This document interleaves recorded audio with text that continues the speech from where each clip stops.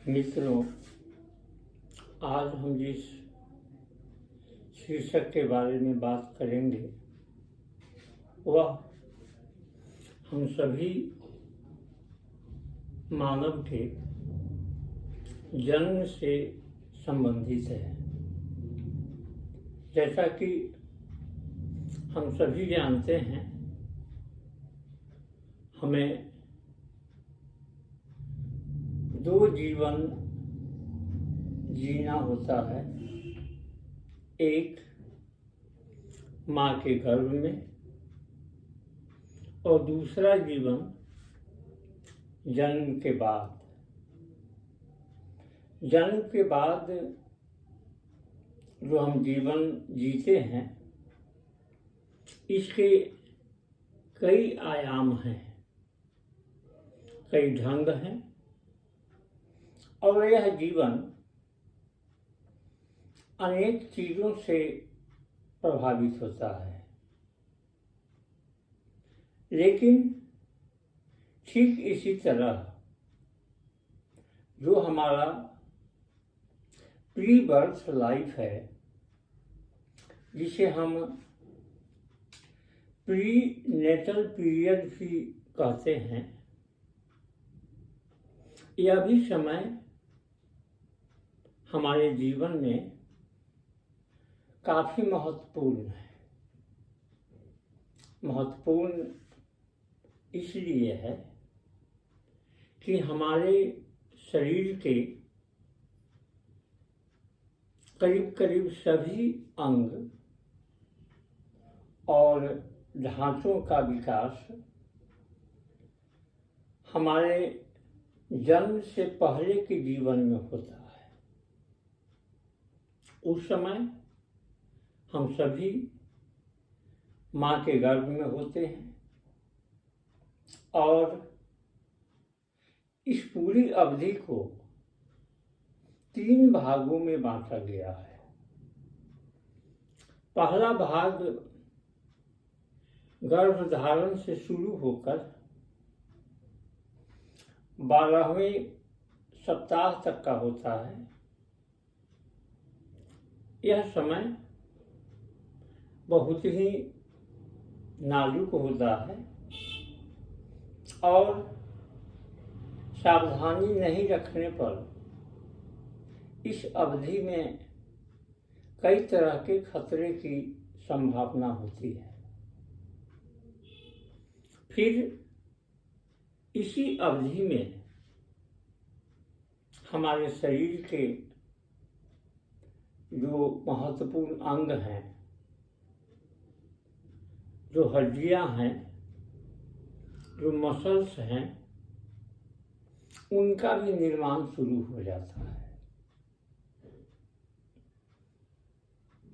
दूसरा जो समय है, दूसरा जो फेज है हमारे प्री बर्थ स्टेज का, उसकी शुरुआत होती है 13वें सप्ताह से लेकर 27वें सप्ताह तक। इस पीरियड में भी प्रथम फेज में जिन अंगों का फॉर्मेशन हो जाता है, जो ढांचे हमारे अस्तित्व में आ जाते हैं, उनका आगे का विकास होता है और कई दृष्टि से यह समय भी हमारे जीवन का बहुत महत्वपूर्ण समय माना जाता है। तीसरा और अंतिम स्टेज 28वें सप्ताह से शुरू होकर हमारे जन्म तक का होता है और अधिकांश शोध यह बताते हैं कि मनुष्य के अंतर्गत जो मेमोरी या यादगार वाला हिस्सा है, उसका निर्माण और बहुत हद तक उसका विकास इस तीसरे फेज में होता है। लेकिन तीनों फेज, प्रथम फेज, द्वितीय फेज और तृतीय फेज, हमारे शारीरिक और मानसिक दृष्टि से अगर हम देखें तो किसी का महत्व कम नहीं है। यह बात अलग है कि मेमोरी का अधिकांश विकास तीसरे फेज में होता है, लेकिन इसके अलावे कई हमारे सेंस ऑर्गन्स हैं, जैसे सुनने की शक्ति है, देखने की शक्ति है, महसूस करने की शक्ति है, प्लेजर का अनुभव है, पेन का अनुभव है। इनका विकास हमारे शरीर में अनवरत रूप से चलता है जब हम माँ के गर्भ में होते हैं। और यही कारण है कि सभी विद्याएं, सभी शिक्षाएं हमें यह बताती है कि जब हम माँ के गर्भ में होते हैं तो वैसी स्थिति में खान पान का, पौष्टिक आहार का, विटामिन्स का, मिनरल्स का कोई दबाव नहीं हो, कोई माँ को तनाव नहीं हो, क्योंकि इसका सीधा संबंध बच्चे के विकास से होता है। और ऐसी स्थिति में माँ और बच्चे दोनों का ध्यान रखना हमारा कर्तव्य भी है और उनका अधिकार भी है, क्योंकि जिस समय प्रेगनेंसी शुरू होती है उसी समय से एक बच्चे का मानवाधिकार शुरू हो जाता है। ऐसे उसे अधिकांश सुविधाएं जो मानवाधिकार के अनुसार उन्हें मिलने चाहिए, हम जीवन भर नहीं दे पाते हैं। यह हमारे समाज और हमारी व्यवस्था का दोष है। लेकिन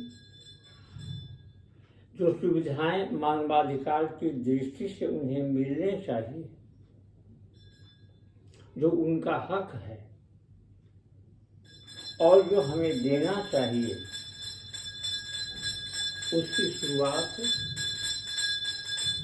प्रेगनेंसी की शुरुआत के साथ ही हो जाती है।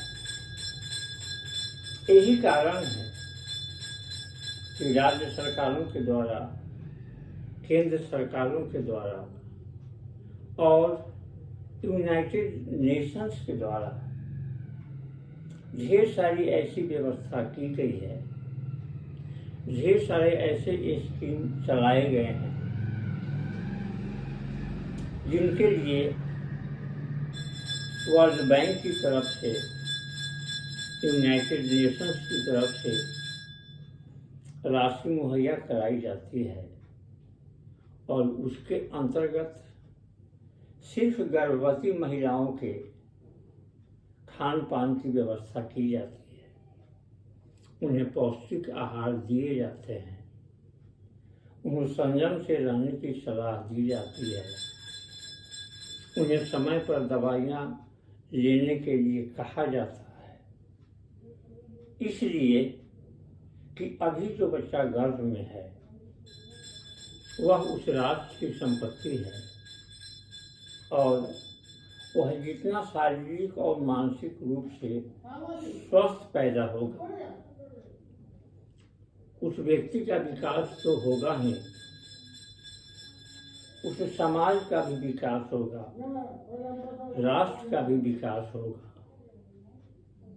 यही कारण है कि सरकार का ध्यान, समाज का ध्यान अभी इस ओर कम है, परिवार का ध्यान हमेशा से रहा है और आगे भी रहेगा, लेकिन सरकार इस दिशा में जो करती है वह आवश्यकता से बहुत कम है।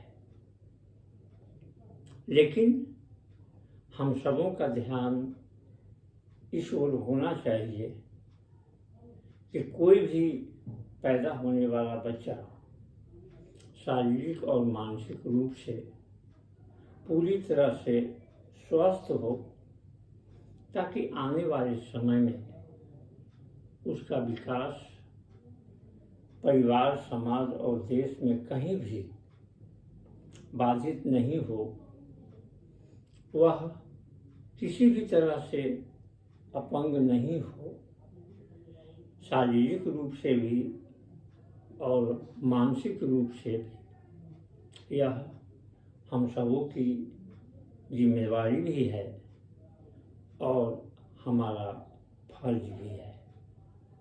अतः अनुरोध है कि इस संबंध में हम जागरूक बने और जो भी गर्भवती महिलाओं के लिए सावधानियां हमें चिकित्सक के द्वारा बताए जाते हैं, उनका हम हूबहू अनुपालन करें और समय समय पर किसी तरह की दिक्कत न भी होने पर हम चिकित्सक की सलाह अवश्य लें। यह माँ और उनके गर्भ में पल रहे बच्चे के लिए काफ़ी लाभदायक है। अतः हमें इसमें किसी भी तरह की असावधानी नहीं करनी चाहिए और इस काम में किसी तरह का संकोच नहीं होना चाहिए, ताकि समाज में पैदा होने वाला हर बच्चा शारीरिक और मानसिक तौर पर पूरी तरह से स्वस्थ हो। धन्यवाद।